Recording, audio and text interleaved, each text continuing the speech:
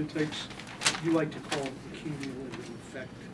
I'd like to say what? You like to call it the cumulative effect, that where it takes about. What would you call it that would be better served? No, I know that, but Okay.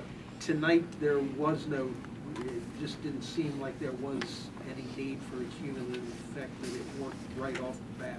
Did you expect that from the way they've been pressed before? In all honesty, I thought they did a great job. I thought their spacing was really good. They did some really nice things. We turned a bunch of people loose to the goal, which we really don't want to do. I thought their game plan was really good. I just thought our ball pressure was much better than what's been. I thought our ball pressure was very good. You know, it was more of a, it ended up because of what they did, more man-to-man than they did zone press tonight, and really it's a zone press. They just kind of made us play man-to-man, and when you got somebody like Buddy Hill down there, you've got to pay attention to him. You don't want him to break pressure and throw the ball to him. So I thought our ball pressure was very good, and I thought everybody that we brought in really added to it. But I do think though, Dave, that I think it still was a cumulative effect. I don't think that some of their guys were as effective at the end, that had to do a lot more than probably what they normally have to do in terms of handling the ball and bringing the ball before against pressure and that kind of thing. It seemed like all the things you talked about being bad in the last game, the passing, needing Adrian and Holton to come along, turned around. How did you manage to get that to happen in a couple of days? Ooh, I think we watched 4 hours of film on Sunday. And it's hard to hide in the film room, when you just keep looking at it over and over and over again. I think they walked out of there not thinking, but knowing that they had to do a better job. I thought Nate was terrific. Nate made some huge plays for us. Got his hands on balls, made steals. I thought he was really good. And when you get, Bob, you think about this, and a lot of people now are, if you think about it, they're using their bigs to try to break pressure.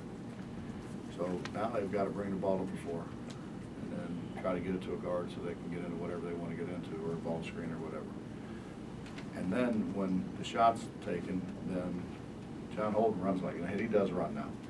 And so he runs like crazy the other end. So now you're sprinting like crazy to try to catch him down the other end so he doesn't get a layup. And then Wani does a good job of pushing it. So if he's open, we're going to get it to him. And so they just constantly run, which you don't do every game. We do, but they don't. Other people don't. Coach, is this the best example of what you were talking about earlier in the season about wanting your 12 to be better than their 12 or your 13 to be better? What Tony said at one time in the game, I don't know, this is Tony's stats, it's not mine, but Tony said at one time our bench had 40 and they had 40. Right. That's pretty good.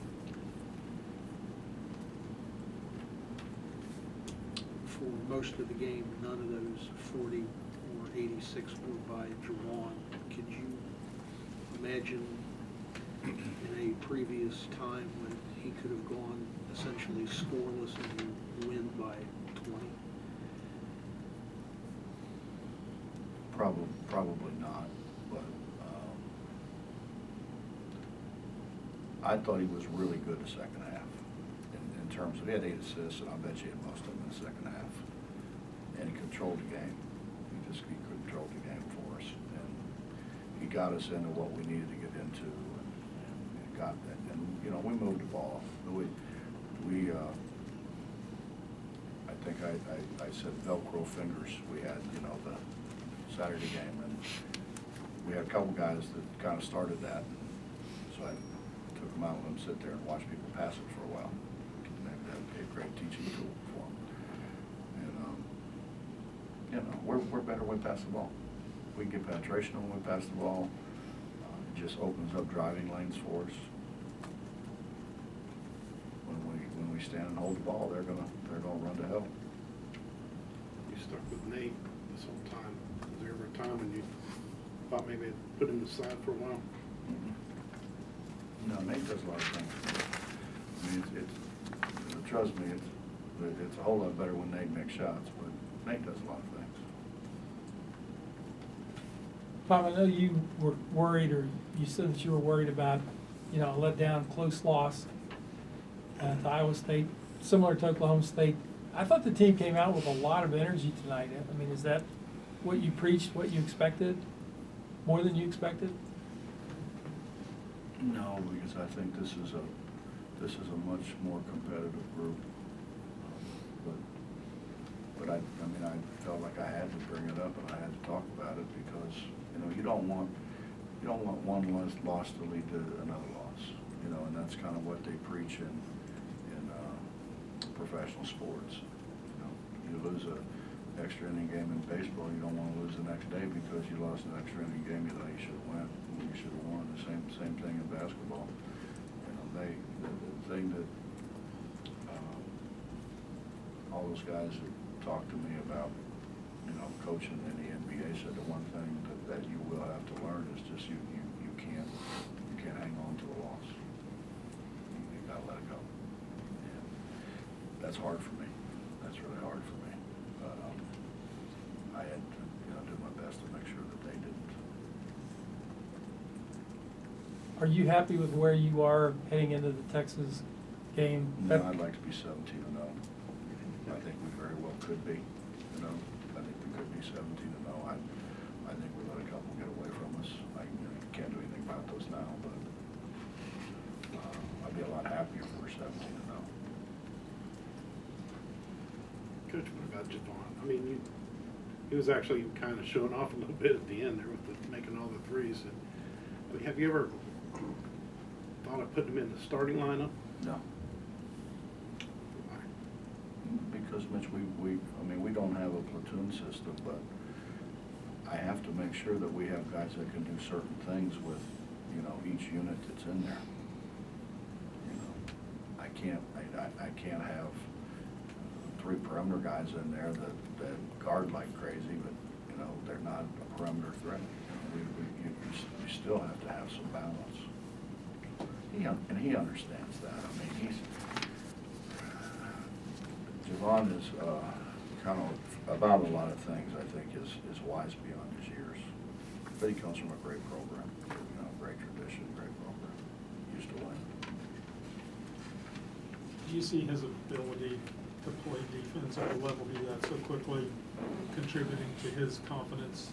Well, I think offensive end that's what attracted us to him to start with, was he got his hands on an enormous amount of balls.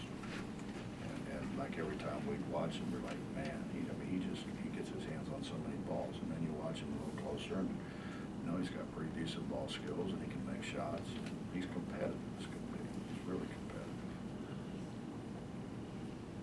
Bob, I want to let you enjoy this, but I have something of a question for Saturday. It wouldn't be you if you didn't. Well, timing's everything, Yeah, I right? know. And your front court played much better today.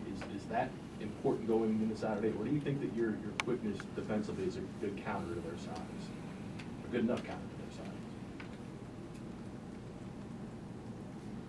Well, I think they're different, totally different than what we faced Saturday and today. They don't have George Niang who can handle the ball and pass the ball. They don't have, I thought Thomas had the ball just a lot of times for him in the first half. I don't see their bigs doing that. Now they may come down and set a screen, or they may come down and get it inbounds, but then they're going to look for somebody to pass it to. They're not going to try to advance it, I don't think. Now, Jonathan Holmes, maybe they're playing him to 3, so it's an entirely different problem. Is there any way you can, I don't know if simulate's the right word, but Devin and Holton are going to have to prepare for 6'9", 6'10", 260, 270 now. How do you get them prepared for for that over the coming days?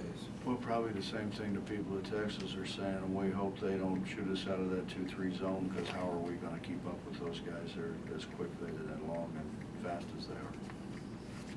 You know, we have to take what we do well and try to do it better than them doing what they do